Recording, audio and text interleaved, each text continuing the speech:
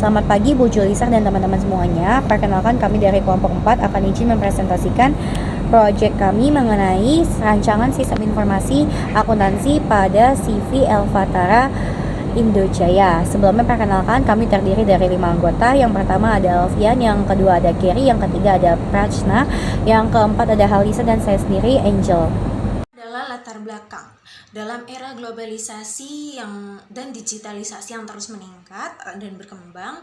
Teknologi informasi telah menjadi pilar utama dalam meningkatkan efisiensi dan efektivitas berbagai sektor, termasuk sektor akuntansi. Sistem informasi akuntansi atau SIA merupakan salah satu elemen penting yang mendukung pengelolaan informasi keuangan di organisasi. SIA mengintegrasikan berbagai proses akuntansi dalam sebuah sistem yang terkomputerisasi, memungkinkan pencatatan, pengolahan, dan pelaporan data keuangan menjadi lebih cepat, akurat, dan dapat diandalkan. Jauh sebelum adanya sistem informasi akuntansi, banyak organisasi mengandalkan sistem manual untuk mengelola data keuangannya. Sistem ini tidak hanya memakan waktu, tetapi juga rentan terhadap kesalahan manusia atau human error. Dengan meningkatnya kompleksitas transaksi keuangan dan kebutuhan akan kepatuhan regulasi yang ketat, sistem manual semakin tidak memadai. Latar belakang tersebut, makalah ini akan membahas konsep dasar, metodologi perancangan, serta studi kasus implementasi sistem informasi akuntansi. Tujuan utamanya adalah memberikan panduan dan wawasan bagi organisasi yang ingin mengadopsi teknologi ini dalam upaya meningkatkan efisiensi dan efektivitas operasional. Pengertian sistem menurut dua tokoh. Yang pertama, menurut Prawiro, sistem adalah suatu kesatuan baik objek nyata maupun objek yang abstrak, terdiri dari berbagai unsur yang saling berkaitan, bergantungan, mendukung, dan secara keseluruhan bersatu dalam kesatuan untuk mencapai suatu tujuan. Sedangkan menurut Harijono, sistem adalah gabungan objek yang memiliki hubungan secara fungsi dan hubungan antara setiap ciri objek secara keseluruhan menjadi satu kesatuan yang berfungsi. Nah, unsur-unsur dalam sistem yang pertama ada objek, yaitu di dalam sistem terdapat sekumpulan objek baik fisik maupun abstrak dalam bentuk elemen, bagian, atau variabel.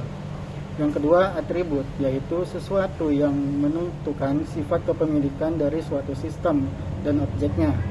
Yang ketiga, hubungan internal, yaitu elemen-elemen yang saling berkaitan dan saling berhubungan menjadi satu kesatuan. Yang keempat, ada lingkungan, yaitu tempat di mana sistem tersebut berada.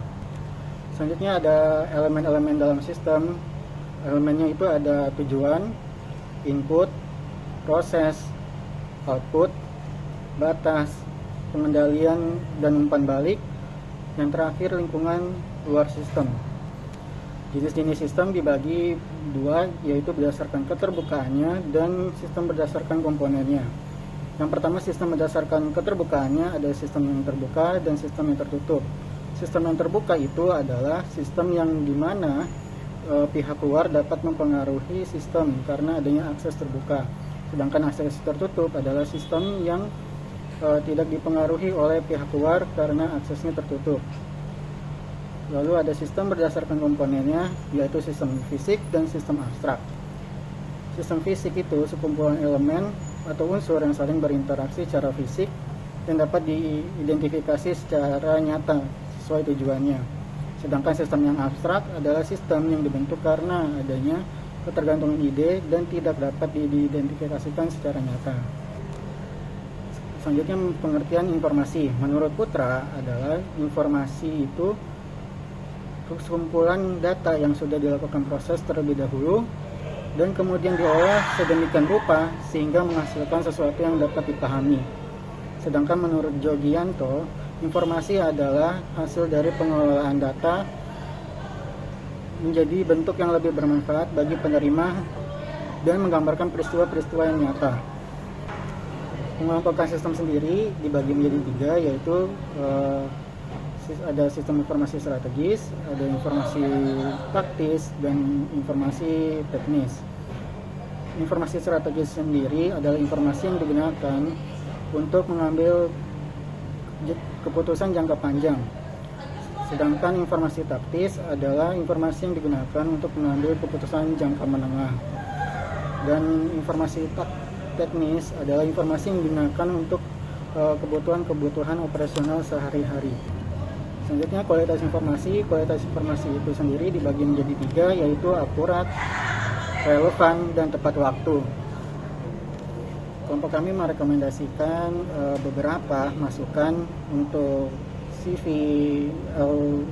Fatara Jaya Indo.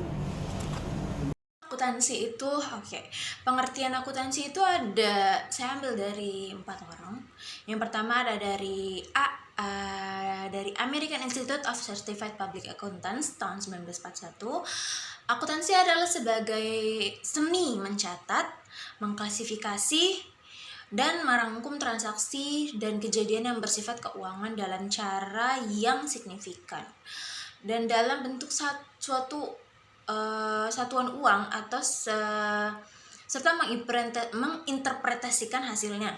Terus yang kedua itu dari AAA atau American Accounting Association tahun 1966. Akuntansi adalah proses mengidentifikasi, mengukur, dan melaporkan informasi ekonomi untuk memungkinkan penilaian dan pengambilan keputusan yang jelas dan tegas oleh pengguna informasi tersebut. Yang ketiga itu ada dari Rudianto tahun 2012. Akuntansi adalah seni pencatatan, penggolongan, peringkasan, dan pelaporan transaksi-transaksi keuangan serta penafsiran terhadap hasilnya. Terus yang keempat itu ada dari menurut Charles Littleton, akuntansi adalah sistem yang mengukur aktivitas bisnis, memproses data menjadi sebuah laporan, dan mengkomunikasikan hasilnya kepada para pengambil keputusan.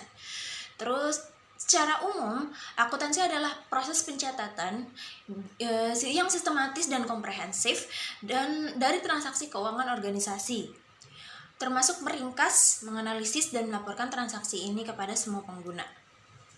Akuntansi apa sih sebenarnya? Jadi tujuan akuntansi itu dibagi jadi 2, yang khusus, yang umum dan yang khusus. Nah, yang umum itu adalah tujuan utama akuntansi itu menyediakan informasi yang relevan dan bermanfaat bagi berbagai pemangku kepentingan untuk mendukung pengambilan keputusan yang informasional. Terus kalau secara khusus itu ada 2. Tujuan khusus yang pertama adalah penyediaan informasi keuangan yang relevan. Terus yang kedua adalah untuk sebagai evaluasi kerja. Dan yang ketiga pengendalian internal dan manajemen risiko. Yang keempat kebutuhan terhadap regulasi standar akuntansi. Terus yang kelima itu ada perencanaan dan penganggaran. Yang keenam ada komunikasi dengan stakeholders. Terus yang ketujuh ada pengambilan keputusan. Demikian, akuntansi tidak hanya berfungsi sebagai alat pencatatan transaksi keuangan, tetapi juga sebagai sistem informasi yang esensial untuk manajemen dan pengendalian organisasi, serta sebagai saran untuk komunikasi dan transparansi kepada berbagai pemangku kepentingan. Informasi yang dihasilkan melalui akuntansi membantu berbagai aspek operasional dan strategis, bahwa organisasi dapat mencapai tujuannya secara efektif dan efisien. Akuntansi keuangan itu apa sih?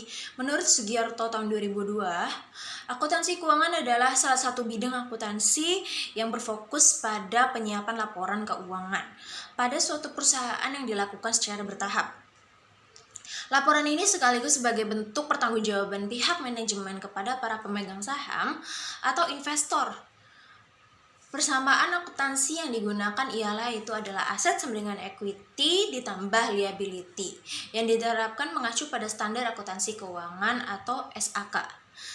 Secara umum, akuntansi keuangan adalah bagian dari akuntansi yang berhubungan dengan proses penyiapan dan penyusunan laporan untuk pihak luar seperti pemegang saham ataupun kreditur. Itu ada sistem informasi akuntansi atau SIA. Menurut R.A. Jemratna Mustika 2018, sistem informasi akuntansi adalah sistem informasi yang dibuat untuk memudahkan kegiatan dan segala sesuatu yang berkaitan dengan akuntansi. Secara umum, sistem informasi akuntansi atau SIA merupakan sistem yang mengumpulkan, menyimpan, dan mengolah data keuangan perusahaan dan akuntansi yang digunakan untuk pengambilan keputusan. Sistem informasi akuntansi memiliki kaitan yang erat dengan akuntansi, sebab dalam proses akuntansi, sistem informasi akuntansi telah melakukan pencatatan data transaksi perusahaan dengan benar ke dalam jurnal-jurnal yang diperlukan dalam proses untuk mempermudah pihak-pihak yang membutuhkan dalam pengecekan semua transaksi perusahaan, sehingga jika terjadi kesalahan dapat diketahui dengan cepat dan dapat dikoreksi dengan mudah. Laporan itu ada apa aja sih? Yang pertama ada laporan laba rugi. Laporan laba rugi adalah salah satu bagian dari laporan keuangan perusahaan dalam jangka periode akuntansi tertentu. Terus yang kedua terus ini adalah contoh dari laporan laba rugi. Terus yang kedua itu ada laporan neraca. Neraca adalah jenis laporan keuangan yang terdiri dari daftar sistematis aktiva atau aset, yaitu harta yang dimiliki perusahaan dan digunakan dalam operasi perusahaan. Terus yang ketiga itu ada laporan perubahan modal, yaitu jenis laporan keuangan yang berupa informasi apa saja yang dapat menyebabkan modal perusahaan tersebut berubah, baik mengalami penambahan ataupun pengurangan.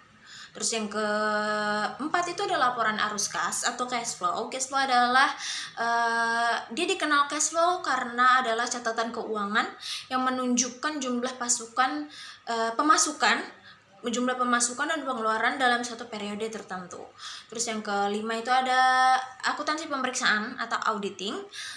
Menurut Monoton W.C. and Johnson R.N., audit adalah proses sistematis untuk memperoleh dan mengevaluasi bukti secara objektif terhadap pernyataan-pernyataan kegiatan ekonomi untuk menentukan tingkat kesesuaian antara pernyataan-pernyataan tersebut. Terus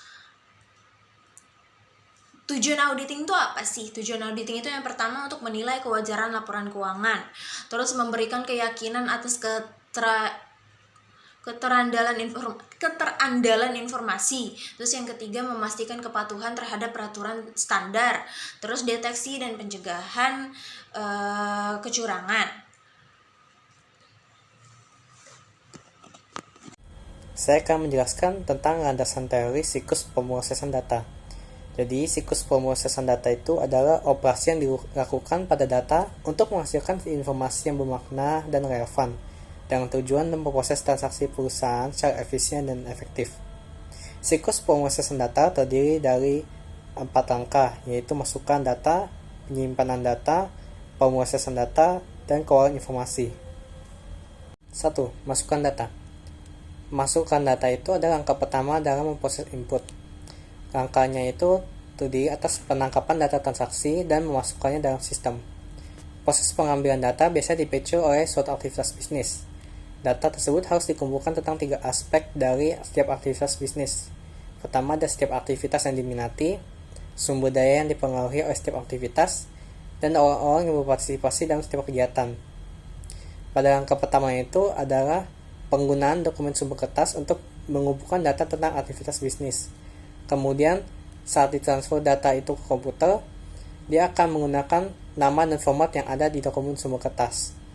Untuk ukuran perusahaan yang dikirimkan ke pihak eksternal, biasanya disebutkan dokumen penyelesaian, yaitu catatan data perusahaan yang dikirim ke pihak eksternal dan kemudian dikembalikan ke sistem sebagai masukan. Pihak eksternal akan menambahkan data ke dokumen tersebut dan kemudian dikembalikan ke perusahaan sebagai dokumen masukan. Langkah kedua adalah untuk memproses masukan, yaitu memastikan data yang diambil akurat dan komprehensif. Salah satu cara untuk melakukan hal ini adalah dengan menggunakan otomatisasi data sumber, yaitu pengumpulan data transaksi dalam bentuk yang dapat dibaca pada mesin pada waktu dan tempat asal, atau dokumen penyelesaian dan layar entry data yang dirancang dengan baik. Langkah ketiga dan terakhir dalam memproses masukan adalah untuk memastikan kebijakan perusahaan diikuti, seperti menyetujui atau memverifikasi suatu transaksi. 2. Penyimpanan data. Data perusahaan adalah salah satu sumber daya terpentingnya. Namun, keberadaan data yang relevan tidak menjamin bahwa data tersebut berguna. Agar dapat berfungsi dengan baik, suatu organisasi harus memiliki akses yang siap dan mudah terhadap datanya. Oleh karena itu, akuntan perlu memahami bagaimana data diorganisasikan dan disimpan dalam sistem informasi akuntansi, dan bagaimana data tersebut dapat diakses serta mengetahui cara mengelola data untuk penggunaan perusahaan secara maksimal. Dalam rangka ini ada beberapa konsep dan dasar dari penyimpanan data, yaitu pertama A. Buku besar. Buku besar adalah informasi akuntansi kumulatif disimpan dalam buku besar umum dan buku besar pembantu. Buku besar terdiri dari data tingkat ringkasan untuk setiap akun aset, kewajiban, ekuitas, pendapatan, dan beban. Di buku besar pembantu berisi data rinci untuk setiap akun buku besar dengan banyak sub akun individual. B. Teknik coding. Data dalam buku besar disusun secara logis dengan menggunakan teknik coding. Pengkodean adalah pembuahan angka atau huruf secara sistematis pada suatu benda untuk mengklasifikasikan dan mengaturnya. 3 teknik yang dilakukan yaitu pertama, dengan kode blok. Blok angka dicadangkan untuk kategori data tertentu. Jadi pengguna dapat mengidentifikasi jenis dan model item menggunakan nomor kode. 2. Kode grup, yaitu 2 atau lebih subkelompok digit yang digunakan untuk mengkodekan item. Seringkali digunakan bersama dengan kode blok. Ada 4 subkode dalam kode produk. Masing-masing memiliki arti berbeda. Jadi, pengguna dapat mengumpulkan, meringkas, dan mengambil informasi menggunakan 1 atau lebih subkode. 3. Dengan kode mnemonik. Huruf dan angka diseringi untuk mengidentifikasi suatu item. Kode mnemonik berasal dari deskripsi item dan biasanya mudah dihafal. 3. Pengolahan data. Setelah data aktivitas bisnis dimasukkan ke dalam sistem, data tersebut harus diproses agar database tetap terkini. 4 jenis aktivitas pemrosesan data yang berbeda yang disebut CRUD. Ada sebagai berikut. Create. Membuat catatan data baru seperti menambahkan karyawan baru ke database pengajian. Record. Membaca, mengambil, atau melihat data yang ada. Update. Memperbarui data yang disimpan sebelumnya. Dan delete. Menghapus data seperti membersihkan file induk vendor dari semua vendor yang tidak lagi berbisnis dengan perusahaan. 4. Keluaran informasi. Langkah terakhir dalam siklus pemrosesan data adalah keluaran informasi. Saat ditampilkan di monitor, keluarannya disebut sebagai soft copy. Jika dicetak di atas kertas, disebut sebagai hard copy. Informasi biasanya disajikan dalam salah satu dari 3 bentuk: dokumen, laporan, atau response query. Dokumen adalah catatan transaksi atau data perusahaan lainnya. Beberapa seperti cek dan faktur dikirimkan ke pihak eksternal. Dokumen lainnya, seperti laporan penerimaan dan daftar permintaan pembelian, digunakan secara internal. Dokumen dapat dicatat atau disimpan sebagai gambar elektronik di komputer, sehingga menghasilkan keuntungan lebih tinggi dan informasi lebih akurat. Laporan digunakan oleh karyawan untuk mengendalikan aktivitas operasional dan oleh manajer untuk mengambil keputusan dan merumuskan strategi bisnis. Pengguna eksternal memerlukan laporan untuk mengevaluasi profitabilitas perusahaan, menilai kelayakan kredit, atau mematuhi persyaratan peraturan. Beberapa laporan seperti laporan keuangan dan analisis penjualan dibuat secara berkala. Lainnya diproduksi atas dasar pengecualian untuk meminta perhatian pada kondisi yang tidak biasa. C. Bagan akun. Contoh pengkodean yang bagus adalah bagan akun, yang merupakan daftar angka-angka yang ditetapkan untuk setiap akun buku besar. Nomor rekening ini memungkinkan data transaksi diberi kode, diklasifikasikan, dan dimasukkan ke dalam rekening yang sesuai. Mereka juga memudahkan penyusunan laporan dan laporan keuangan, karena data yang disimpan di masing-masing akun dapat dengan mudah dijumlahkan untuk disajikan. Namun, data yang disimpan dalam akusan ringkasan tidak dapat dengan mudah dianalisis dan dilaporkan secara berinci. Oleh karena itu, bagian akun harus membuat rincian yang cukup untuk memenuhi kebutuhan informasi organisasi. D. Jurnal. Data transaksi seringkali dicatat dalam jurnal sebelum dimasukkan ke dalam buku besar. Entry jurnal menunjukkan akun dan jumlah yang harus didebit dan dikredit. Jurnal umum digunakan untuk mencatat transaksi yang jarang atau tidak rutin, seperti pembayaran pinjaman dan jurnal penyesuaian dan penutupan akhir periode. Jurnal khusus mencatat sejumlah besar transaksi berulang seperti penjualan, penerimaan kas, dan pengeluaran kas. E. Jejak audit. Jejak audit adalah jalur transaksi yang dapat ditelusuri melalui sistem pemrosesan data dari titik asal ke keluaran akhir, atau mundur dari keluaran akhir ke titik asal. Ini digunakan untuk memeriksa keakuratan dan validitas posting buku besar. F. Konsep penyimpanan berbasis komputer. Dalam penyimpanan berbasis komputer, entitas adalah sesuatu yang menyimpan informasi, seperti karyawan, barang inventaris, dan pelanggan. Setiap entitas memiliki atribut atau karakteristik terpenting yang disimpan seperti tingkat pembayaran dan alamat. Setiap jenis entitas memiliki kumpulan atribut yang sama. Sepertinya juga file adalah sekelompok catatan yang terkait. File itu memiliki banyak variasi dalam penggunanya, seperti A. File induk yang menyimpan informasi kumulatif tentang suatu organisasi, contohnya seperti buku besar dalam sistem informasi akuntansi manual. B. File induk inventaris dan peralatan yang menyimpan informasi tentang sumber daya organisasi yang penting. C. File induk pelanggan, pemasok, dan karyawan yang menyimpan informasi tentang agen penting yang berinteraksi dengan organisasi. D. File master yang bersifat permanen. Mereka itu ada di seluruh periode fiskal. Dan E. File transaksi. File transaksi adalah file yang berisi catatan transaksi bisnis individual yang terjadi selama waktu tertentu. File transaksi tidak bersifat permanen dan mungkin tidak diperlukan setelah periode fiskal itu berjalan. Namun, biasanya disimpan untuk jangka waktu tertentu untuk tujuan cadangan. Sekumpulan file yang paling terkait dengan terkoordinasi secara terpusat disebut dengan database. 4. Pengeluaran tunai. Aktivitas terakhir dalam siklus pengeluaran adalah membayar pemasok.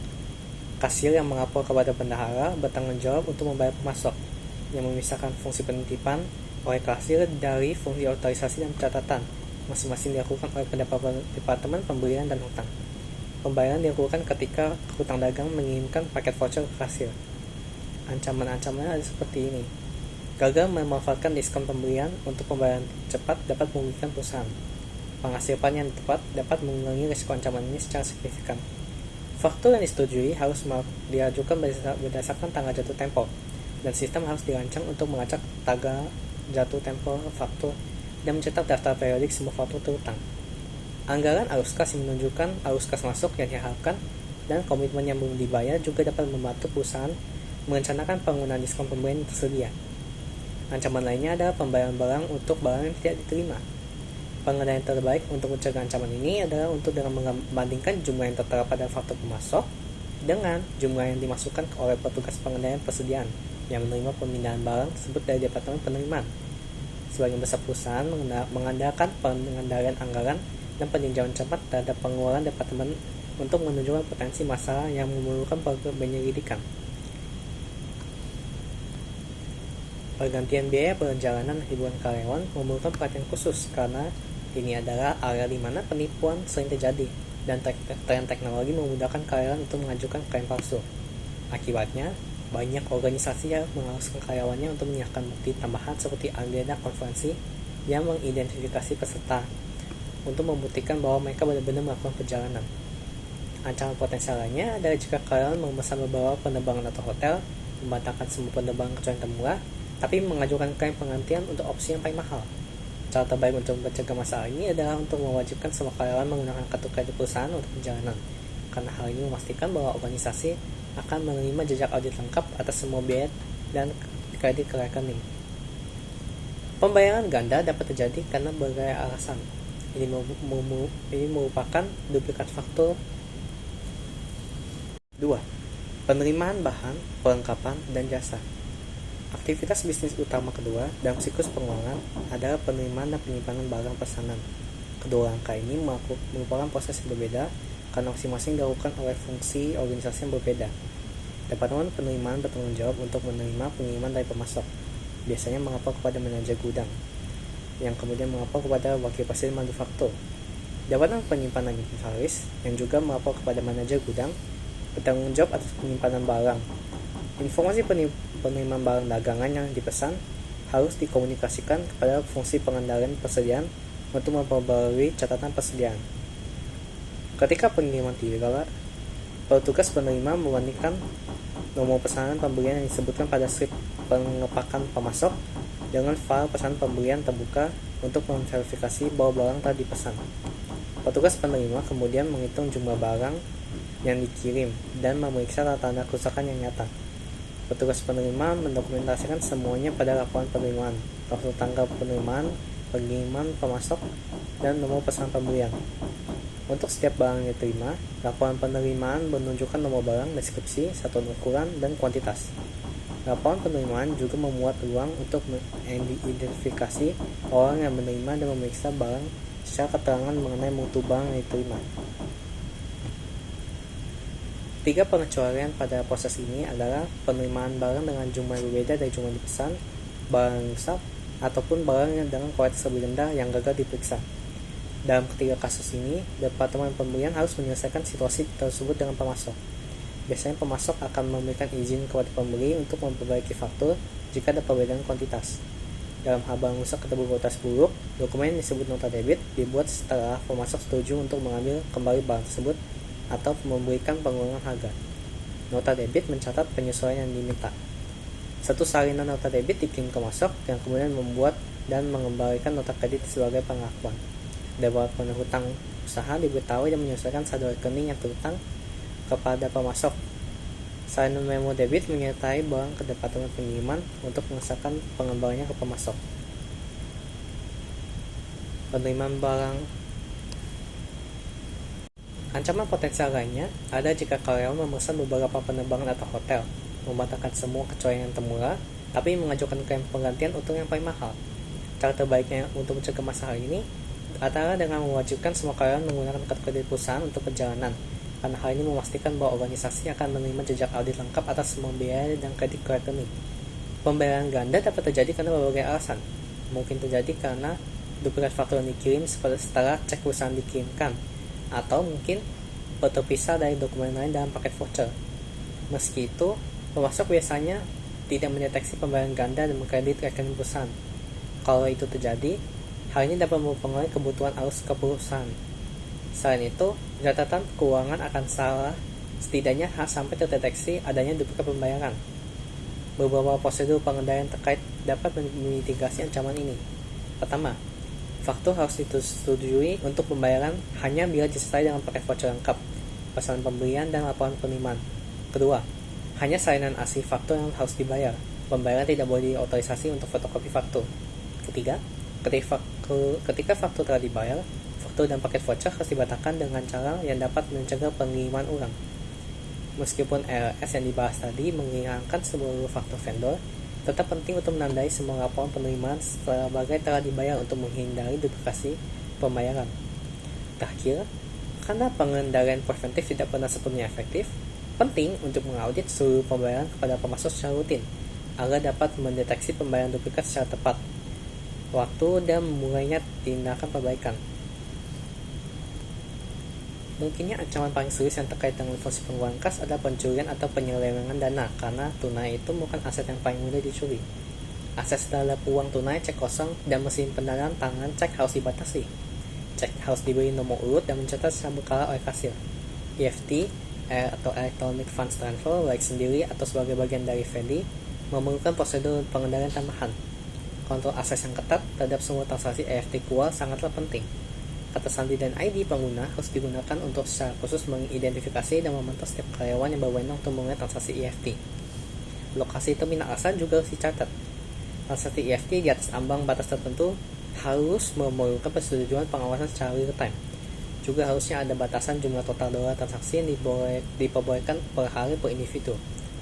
Semua transmisi EFT harus dienkripsi untuk mencegah perubahan. Selain itu, semua transaksi EFT harus diberi cap waktu dan nomor untuk memfasilitasi rekonsiliasi selanjutnya. Program khusus yang disebut modul audit tertanam dapat dilancarkan ke dalam sistem untuk memantau semua transaksi EFT dan identifikasi transaksi yang memiliki karakteristik tertentu. Laporan mengenai transaksi yang ditandai tersebut kemudian dapat diberikan kepada manajemen dan audit untuk ditinjau dan jika perlu penyelidikan yang lebih rinci. Pencurian juga dapat terjadi melalui perubahan cek. Ada cara untuk mencegah hal tersebut, yaitu dengan menggunakan mesin pelindung cek. Mesin pelindung cek dapat mengurangi resiko ancaman ini dengan mencetak jumlah tersebut dengan warna yang berbeda, biasanya kombinasi tinta merah dan biru. Menggunakan tinta khusus yang berubah warna jika diubah, dan mencetak cek pada kertas khusus yang mengandung tanda air dapat semakin mengurangi kemungkinan perubahan. Banyak bank juga menyediakan layanan khusus untuk membantu melindungi perusahaan dari cek palsu. Salah satunya adalah pembayaran positif yang melibatkan pengiriman daftar harian semua cek sah dan transaksi EFT ke bank, yang kemudian hanya akan menghapus cek dan transaksi ACH yang muncul ke daftar tersebut.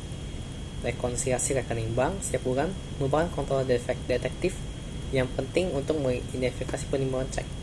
Terakhir, Penting untuk merencanakan dan memantau pengeluaran untuk menghindari masalah arus kas. Anggaran arus kas adalah cara terbaik untuk memitigasi ancaman ini.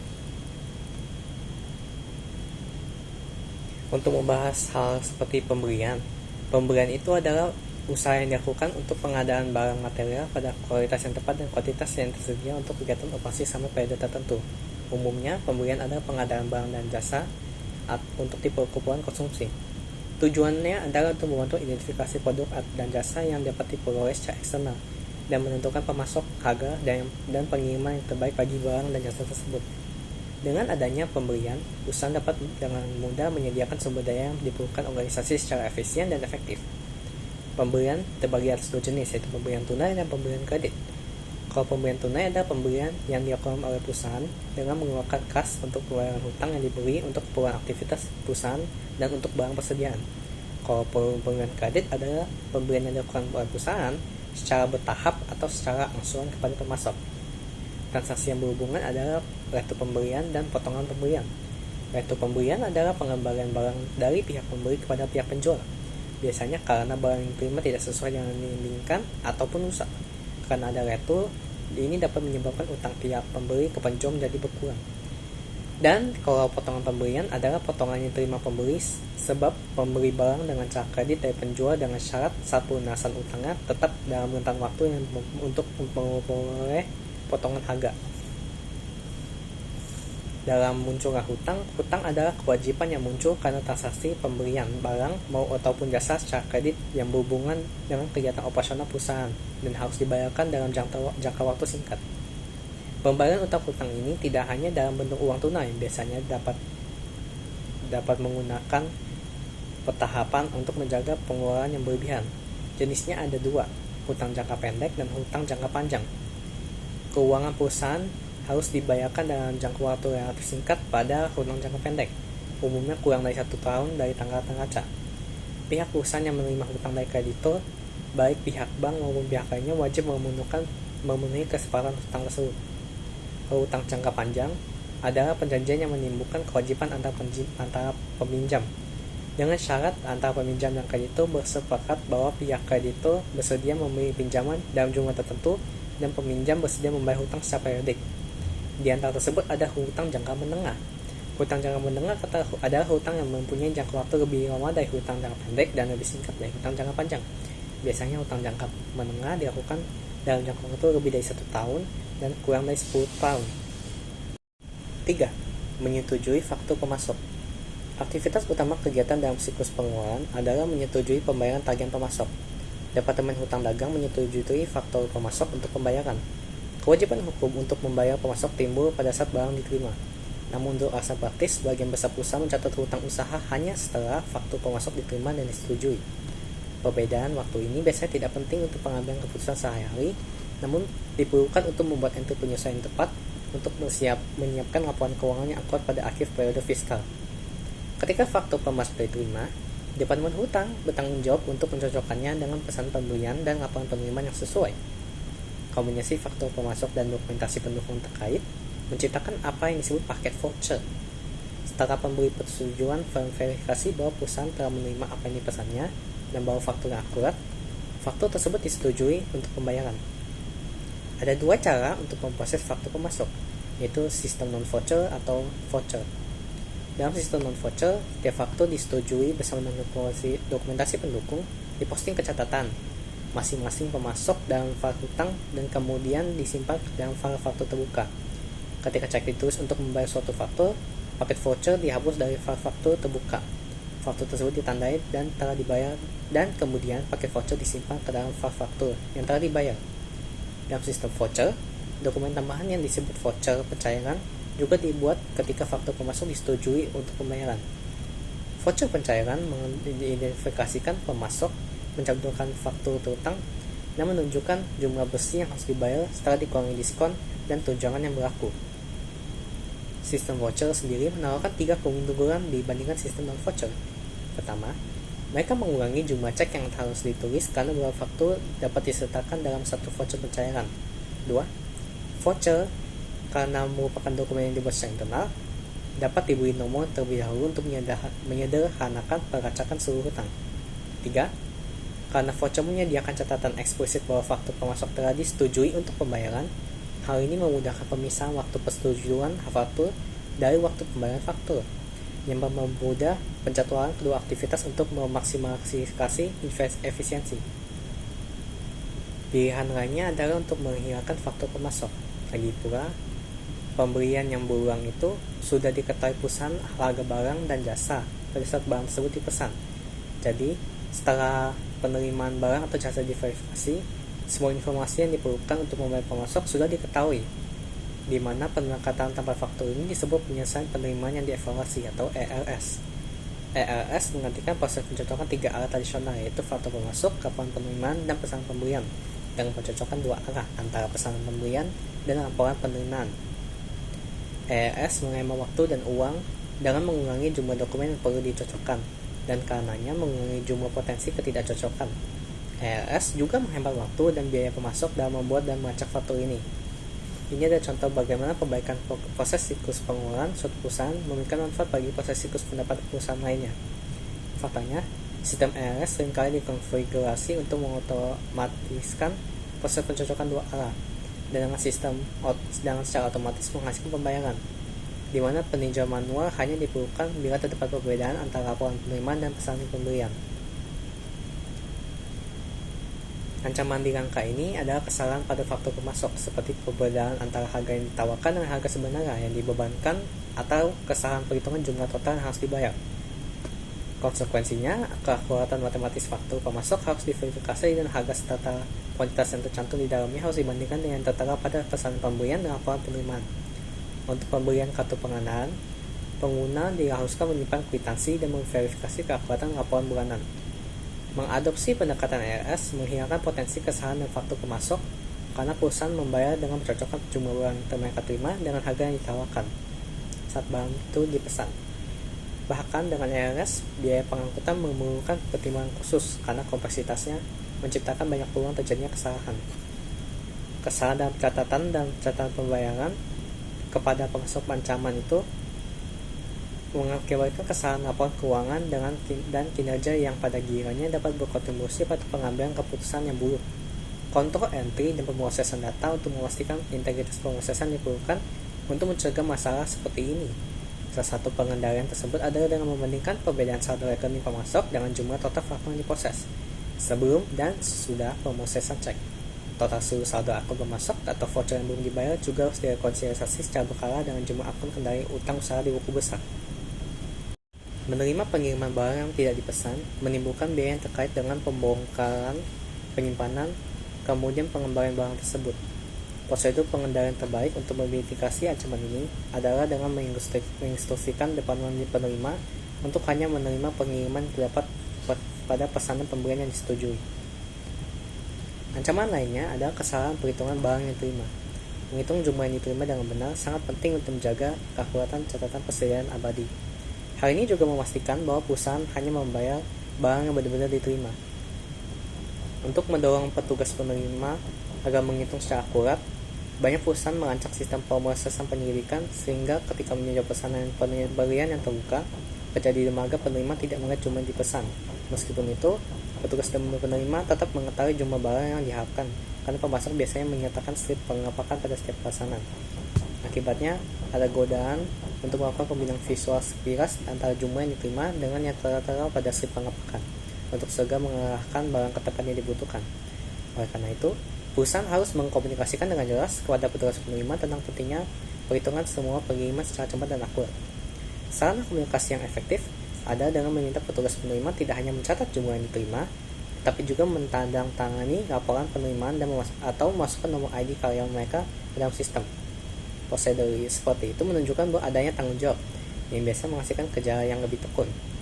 Berupa perusahaan juga menawarkan bonus kepada petugas penerima karena mengetahui perbedaan antara si pengapakan dan jumlah sebenarnya yang diterima sebelum petugas pengiriman berangkat. Prosedur yang berbeda diperlukan untuk mengendalikan pemberian jasa, seperti pekerjaan pengecatan atau pemeliharaan. Tantangan utama dalam bidang ini adalah memastikan bahwa layanan tersebut benar-benar dilaksanakan, dan hal itu mungkin sulit dilakukan. Misalnya, inspeksi visual dapat menunjukkan apakah suatu ruangan telah dicat, namun hal ini tidak mengukurkan apakah dinding telah dilapisi dengan benar. kecuali pemeriksaan dilakukan selama proses pengecatan yang mungkin tidak selalu dapat dilakukan. Salah satu cara untuk mengendalikan pemberian jasa adalah dengan meminta pertanggungjawaban supervisor yang tepat atas semua biaya yang dikeluarkan oleh departemen tersebut. Penyedia diharuskan untuk mengakui penerimaan jasa dan biaya terkait, kemudian dikebawakan ke rekening yang menjadi tanggung jawabnya. Pengeluaran aktual versus pengeluaran yang dianggarkan harus dibandingkan secara rutin, dan setiap perbedaan harus diselidiki. Sulit untuk mencegah penaikan layanan yang curang. Oleh karena itu, pengendalian yang efektif juga diperlukan. Salah satu teknik yang efektif adalah untuk fungsi audit internal secara berkala, melakukan peninjauan rinci atas kontrak jasa, termasuk audit atas catatan pemasok. Ancaman lainnya di proses ini adalah pencurian inventaris. Beberapa prosedur pengendalian dapat digunakan untuk menjaga persediaan dari kehilangan. Pertama, inventaris harus disimpan di lokasi aman dengan akses terbatas. Kedua, semua pemindahan persediaan dalam perusahaan harus didokumentasikan. Misalnya, baik departemen penerimaan maupun departemen penyimpanan inventaris harus mengetahui pemindahan barang dari lembaga penerima ke dalam inventaris.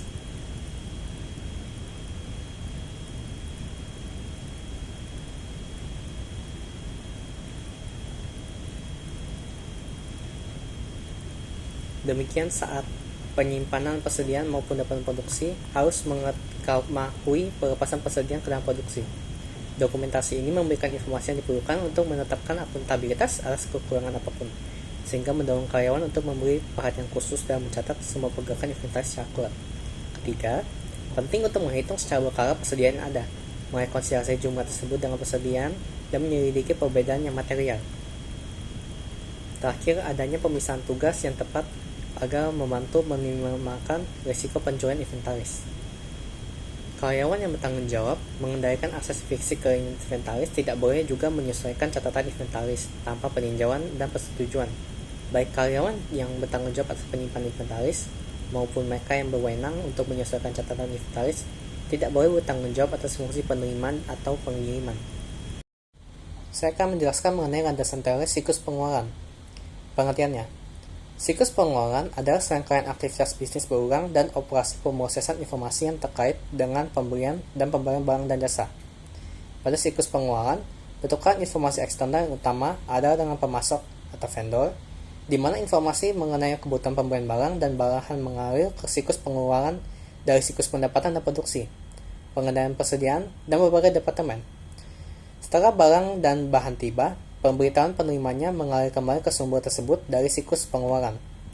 Data pengeluaran juga mengalir dari siklus pengeluaran ke buku besar dan fungsi pelaporan untuk dimasukkan dalam laporan keuangan dan berbagai laporan manajemen. Aktivitas-aktivitas yang dilakukan organisasi saat menjalankan siklus pengeluaran dasar ada 4, yaitu 1. Memesan bahan, perlengkapan, dan layanan. 2. Menerima bahan, perlengkapan, dan layanan. 3. Menyetujui faktur pemasok. 4. Pengeluaran tunai. Proses dari siklus pengeluaran ada pertama, departemen itu dapat mengajukan permintaan pemberian barang. Setelah disetujui, sistem akan mencari file untuk inventaris untuk identifikasi pemasok pilihannya. Kemudian akan membuat pesan pemberian yang dikirim ke pemasok melalui EDI. Kemudian departemen penerima ada akses file pesanan pemberian terbuka sehingga dapat merencanakan dan memverifikasi validitas pengiriman. Hutang usaha diberitahukan tentang pesanan sehingga dapat merencanakan komitmen keuangan yang tertunda. Departemen yang membuat daftar permintaan pemberian juga diberitahu bahwa permintaannya telah disetujui. Kemudian, pemasok besar mengirimkan pemberitahuan elektronik tentang pengiriman yang akan datang, yang memungkinkan perusahaan merencanakan memiliki staf memadai untuk memprosesnya. Saat tiba, pekerja dermaga menerima dan menggunakan sistem pemrosesan penyelidikan untuk memverifikasi bahwa pesanan diharapkan dari pemasok tersebut. Pekerja dermaga penerima memeriksa barang dan menggunakan terminal online untuk memasukkan informasi tentang kuantitas dan kondisi barang yang diterima. Sistem memeriksa data tersebut terhadap pesanan pemberian yang terbuka, dan setiap perbedaan segera ditampilkan di layar sehingga dapat diselesaikan. Waktu pengiriman yang tepat juga dicatat untuk membantu mengevaluasi kinerja pemasok. Setelah barang dipindahkan ke gudang, petugas inventaris memverifikasi jumlah barang dan memasukkan data tersebut ke dalam sistem. Untuk pemasok yang tidak mengirimkan faktur, Sistem menggunakan informasi dari petugas inventaris yang mengetahui adanya transfer barang dari departemen penerimaan untuk secara otomatis menjadwalkan pembayaran sesuai dengan persyaratan yang disepakati saat pesanan dilakukan. Petugas hutang dagang secara manual memasukkan informasi dari pemasok yang mengirimkan faktur kertas. Sistem kemudian membandingkan faktur pemasok dengan informasi yang terdapat dalam pesanan pembelian dan laporan penerimaan untuk memastikan keakuratan dan validitas. Untuk perlengkapan atau jasa yang biasanya tidak melibatkan pesanan pembelian dan laporan penerimaan, faktur dikirimkan ke supervisor yang sesuai untuk disetujui. Faktur pemasok itu sendiri juga diperiksa keakuratan matematisnya. Sistem kemudian otomatis menjadwalkan pembayaran faktur berdasarkan tanggal jatuh tempo. Perusahaan kemudian melakukan pembayaran ke beberapa pemasok bersalah menggunakan pertukaran data elektronik keuangan atau FEDI, namun masih mencetak cek kertas untuk membayar banyak pemasok kecil. Ketika pembayaran transfer data elektronik diautorisasi atau cek dicetak, sistem kemudian memperbarui file hutang usaha, faktur buka, dan buku besar. Untuk setiap pemasok, total seluruh voucher dijumlahkan dan jumlah tersebut dikurangi dari kolom saldo dan dalam catatan file untuk pemasok tersebut. Pesanan kemudian terjadi, dan pesan pembelian dan laporan penerimaan yang relevan ditandai untuk menandai bahwa transaksi tersebut telah dibayar. Faktur yang telah dibayar kemudian dihapus dari file faktur terbuka. Saran pengiriman uang disiapkan untuk setiap pemasok yang mencantumkan setiap faktur yang dibayar dan jumlah diskon atau tunjangan yang diambil. Bagi pembayaran yang dilakukan melalui EFT, data pengiriman uang disertakan dengan pembayaran EFT sebagai bagian dari paket FEDI. Untuk pembayaran dilakukan dengan cek, bukti pengiriman uang yang tercetak disertakan dengan cek yang ditandatangani. Setelah semua transaksi pencairan proses, sistem membuat ringkasan entry jurnal, mendebit hutang dagang, dan mengkreditkan dan memposting entry tersebut ke buku besar. Kasir kemudian meninjau pemeriksaan terhadap dokumen pendukung, kemudian menandatanganinya. Cek di atas jumlah tertentu juga memerlukan tanda tangan kedua oleh bendahara atau pengurus lain yang berwenang. Kasir kemudian mengirimkan cek yang ditandatangani dan pemberitahuan pengiriman uang ke pemasok. Transaksi EFT juga dilakukan oleh kasir dan ditinjau oleh bendahara. Akses mudah terhadap informasi terkini dan akurat memungkinkan manajer memantau kinerja dengan cermat. Namun, kualitas keputusan bergantung pada keakuratan informasi dalam database, dan penting juga untuk memisahkan tugas dengan benar untuk mencegah penipuan pencairan kas. Oke, selanjutnya saya bakal menjelaskan tentang revenue cycle. Nah, yang paling pertama, revenue cycle itu artinya apa sih? Nah, revenue cycle ini itu adalah aktivitas bisnis dan operasi pemrosesan data yang berulang terkait dengan penyediaan barang dan jasa kepada pelanggan dan mengumpulkan uang tunai sebagai bentuk pembayarannya atas penjualan tersebut. Nah, kemudian penjualan sendiri itu apa? Penjualan sendiri itu adalah kegiatan perusahaan menjual produk yang pembayarannya dapat dilakukan secara tunai maupun kredit. Nah, penjualan ini biasanya bertujuan untuk menghasilkan keuntungan atau laba dari konsumen dengan mengembangkan rencana-rencana strategis atau untuk mengetahui daya tariknya dari penghasilan itu. Nah, secara umum, penjualan merupakan aktivitas transaksi jual beli yang dilaksanakan oleh dua pihak ataupun lebih menggunakan alat pembayaran yang sah ya. Terus penjualan itu terbagi menjadi dua jenis. Yang pertama itu tadi seperti yang saya bilang adalah tunai, yang kedua itu adalah kredit. Penjualan tunai itu apa sih? Penjualan tunai itu adalah penjualan di mana transaksinya langsung dilunasi saat itu juga. Jadi contohnya misalnya kayak kalian beli jeruk gitu kan, itu kalian dapat barangnya, kalian langsung bayar dengan uang kas. Nah, itu maksudnya penjualan tunai. Sedangkan kalau untuk penjualan kredit itu sendiri, dia adalah penjualan di mana transaksinya terjadi dengan serah terima barang atau jasa dengan pembayaran dalam tempo tertentu sebagai sampai pelunasannya. Maksudnya gimana? Maksudnya itu kayak misalnya kalian ngutang barang nih. Nah, kalian kredit motor kan itu kan kalian terima motornya dulu gitu kan, baru kemudian kalian secara bertahap secara tiap bulan itu kalian nyicil motornya. Nah, itu bisa termasuk sebagai salah satu penjualan kredit karena kalian membayarnya secara bertahap. Terus selanjutnya itu adalah piutang. Piutang itu adalah pinjaman yang terjadi karena penjualan barang atau jasa secara kredit. Nah, bahasa kasarnya piutang itu adalah sisi dari orang yang memberikan hutangnya gitu. Jadi kalau misalnya kita punya hutang sama orang, kita nyebutnya hutang. Tapi kalau misalnya orang yang memberikan kita uang, itu nyebutnya piutang. Nah, piutang sendiri itu terbagi jadi dua. Yang pertama itu ada piutang dagang dan piutang wesel. Nah, yang pertama piutang dagang. Piutang dagang itu adalah jumlah yang terutang oleh pembeli yang timbul karena penjualan barang, jasa, atau aktiva lainnya yang dilakukan secara kredit.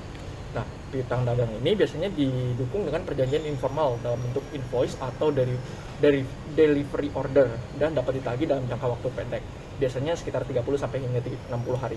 Nah, untuk piutang wesel sendiri biasanya disebut juga sebagai wesel tagih, yang merupakan piutang yang dinyatakan secara tertulis dalam bentuk surat perintah yang ditunjukkan kepada seseorang atau badan tertentu untuk membayar sejumlah uang tertentu dengan bunga tertentu dalam kurun waktu yang telah disepakati kepada pihak yang tertulis dalam surat tersebut. Nah, piutang wesel sendiri ini biasanya memiliki waktu tagih antara sekitar 60 sampai dengan 90 hari atau mungkin lebih ya, itu didukung dengan syarat spesial gitu, atau nggak bukti formal dalam bentuk surat wesel atau nggak promise. Yang ketiga itu ini kategori piutang lainnya, maksudnya itu piutang yang timbul dari luar kegiatan usaha.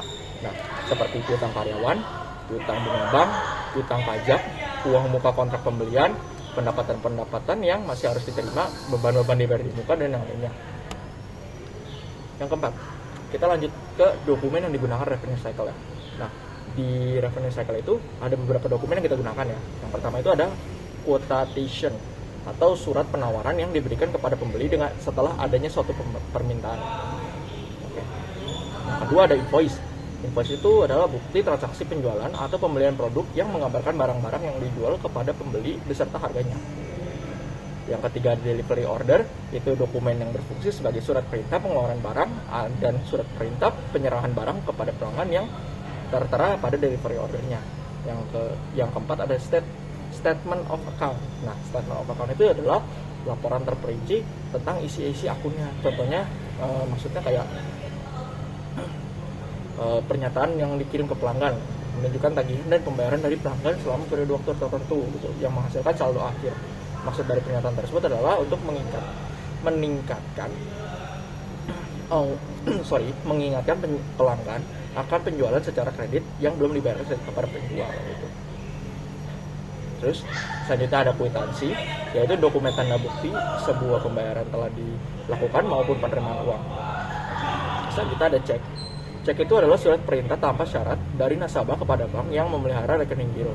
Nasabah tersebut untuk membayar sejumlah uang kepada pihak yang disebutkan di dalamnya atau kepada pemegang cek tersebut. Selanjutnya ada bilet giro. Bilet giro itu merupakan surat perintah dari nasabah kepada bank yang memelihara rekening giro nasabah tersebut. Yang terakhir itu ada nota kredit, yaitu dokumen pemberitahuan terjadinya pengurangan piutang usaha atas rentet penjualan yang terjadi. Maksudnya gimana sih? Kayak misalnya tadinya total hutang saya adalah 200.000 kepada Anda. Nah, setelah saya menerima barangnya, saya memeriksa ulang dan menemukan beberapa kecacatan di dalam total barang yang saya beli. Jadi akhirnya saya mengembalikan barang tersebut, dan total dari barang tersebut yang saya kembalikan itu nilai jualnya nanti bakal mengurangi total hutang saya kepada Anda gitu. Itu maksudnya nota kredit ya. Terus yang kelima, ini itulah istilah dalam revenue cycle. Nah, yang pertama itu adalah sales order. Sales order itu apa sih? Sales order itu adalah surat konfirmasi yang dikirim oleh penjual untuk memastikan pembelian melakukan transaksi pembelian gitu.